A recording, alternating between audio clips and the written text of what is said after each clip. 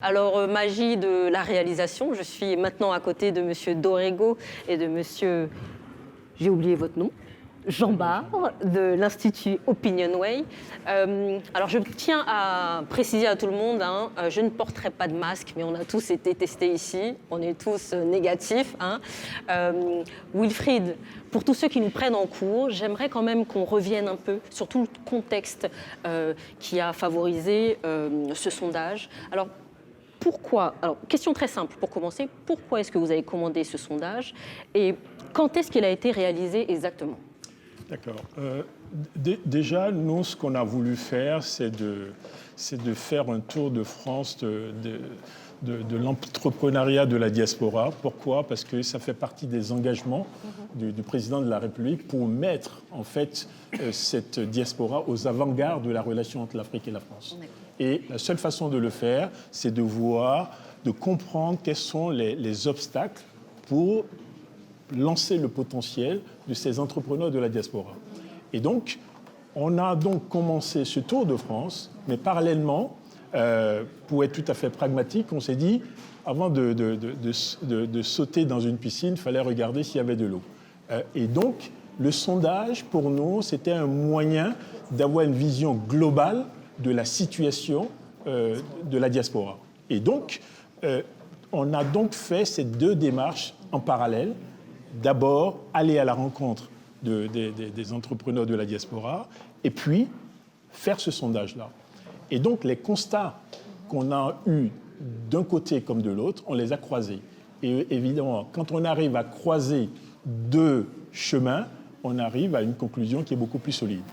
Et c'est vrai que les constats qu'on a eus en allant à la rencontre, les histoires, les récits que les entrepreneurs de la diaspora ont pu nous livrer sont à peu près les mêmes constats qu'on a dans le résultat des sondages. Donc on se dit qu'il y a les conclusions de part et d'autre sont une base solide pour converger vers l'action.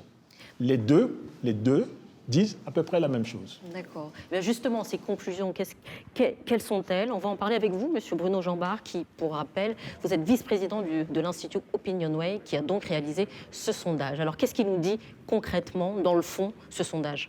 Alors effectivement, c'est en parallèle du Tour de France qu'on a voulu regarder un peu quelles étaient les perceptions des personnes issues de la diaspora africaine. Donc on a interrogé pour cela 1000 personnes qui ont des origines africaines et qui ont été interrogées en septembre dernier, du 14 au 22 septembre. Et que nous disent-ils? Alors, ça a déjà été précisé, 73% d'entre eux nous disent qu'ils ont le sentiment que l'intégration fonctionne mal en France, contre seulement 27% qui nous disent qu'elle fonctionne bien. Ce qui est intéressant de noter, c'est que ce sont parmi ceux qui ont entre 25 et 50 ans, donc ceux qui sont dans l'âge de l'activité professionnelle, que le sentiment de l'intégration est perçu comme le plus difficile, ce qui montre, et on va y revenir, que la question de l'emploi, évidemment, et de l'accès à l'emploi est un élément extrêmement important. Alors, que nous disent-ils aussi sur les écueils que rencontre finalement l'intégration de leur point de vue? Eh bien, 75% nous disent qu'ils ont le sentiment que, dans le fond, l'égalité des chances n'est pas respectée pour les personnes d'origine étrangère, et 73% que ces personnes d'origine étrangère sont victimes de discrimination. Donc on voit bien les deux points sur lesquels notamment se cristallise ce sentiment d'une intégration qui ne fonctionne pas comme elle le devrait. Alors, au-delà de cela, là, c'est la perception qu'ils ont finalement de la société française, mais quel est leur ressenti à eux personnellement? Et ce qui est intéressant, c'est de voir que leur ressenti personnel, il est comparable à leur représentation par rapport à la société, puisque eux-mêmes disent que les concernant, à 55%, ils ont dans leur parcours le sentiment d'avoir été entravés, que ce soit dans leur vie scolaire ou dans leur vie professionnelle. Donc, c'est pas seulement, je dirais, une représentation de la société qu'ils expriment, c'est aussi la réalité de leur vécu. Et de ce point de vue-là, c'est un élément important. Alors pourquoi c'est important aussi ce sentiment? C'est parce que, on va le voir, mais l'éducation, c'est évidemment perçu comme un levier extrêmement important et comme une solution très forte pour pouvoir lever ces barrages et lever ces difficultés. On leur a demandé aussi ce qu'ils pensaient de la manière dont était enseignée l'histoire coloniale en France. Et 88% nous ont dit qu'ils avaient le sentiment qu'elle était mal enseignée, contre seulement 12% bien enseignée. Donc on voit bien que là, il y a un sujet assez fort auprès de cette population. Ce qui est intéressant de noter aussi ici, c'est que c'est vrai, quelles que soient les tranches d'âge, quelles que soient les générations, que l'on soit des jeunes issus de la diaspora et donc l'histoire coloniale soit quelque chose d'un peu plus lointain, ou qu'on soit plus âgé et qu'on ait pu éventuellement la vivre personnellement, le ressenti est le même, c'est-à-dire ce sentiment qu'on pourrait faire mieux dans ce domaine. Autre point important qui a été souligné déjà tout à l'heure, 80% nous disent, et ça c'est évidemment très important, que la diaspora est insuffisamment représentée dans l'espace politique et dans l'espace médiatique. Là, c'est évidemment quelque chose aussi de très fort et c'est un sujet qu'ils mettent largement sur la table.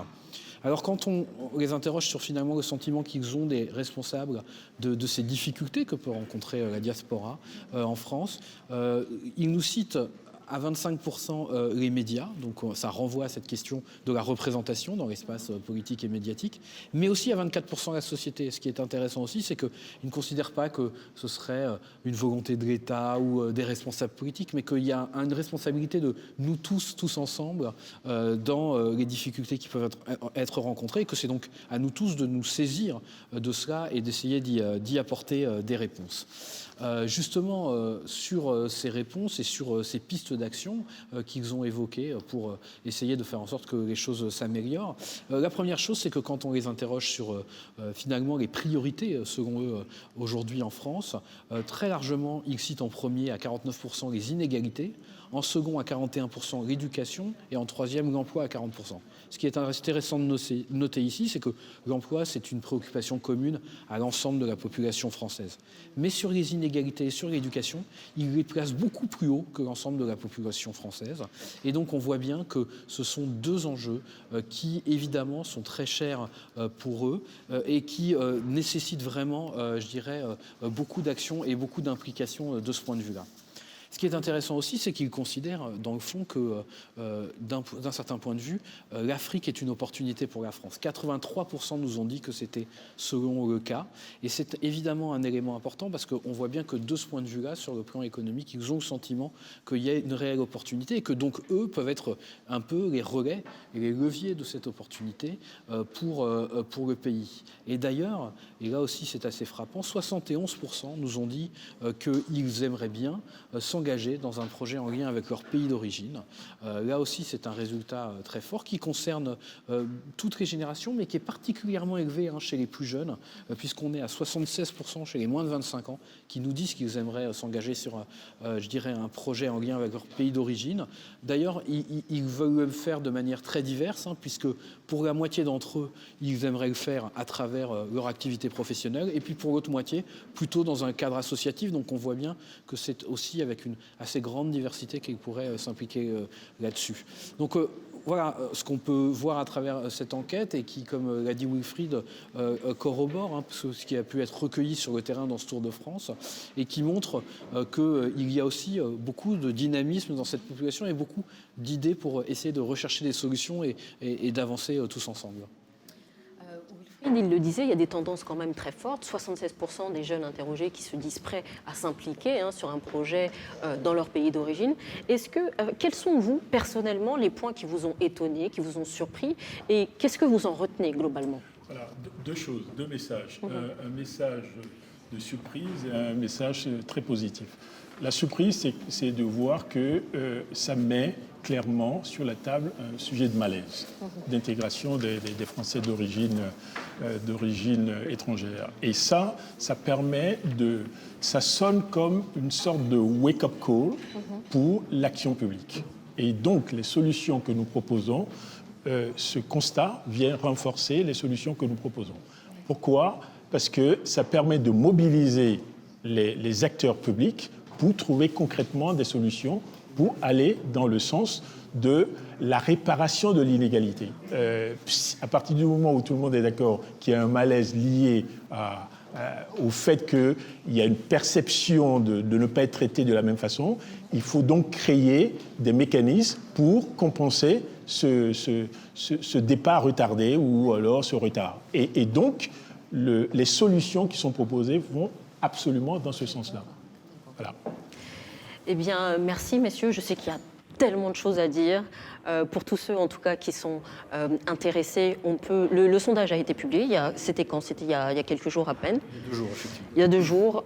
Et vous pouvez évidemment le retrouver sur le site d'Opinionway.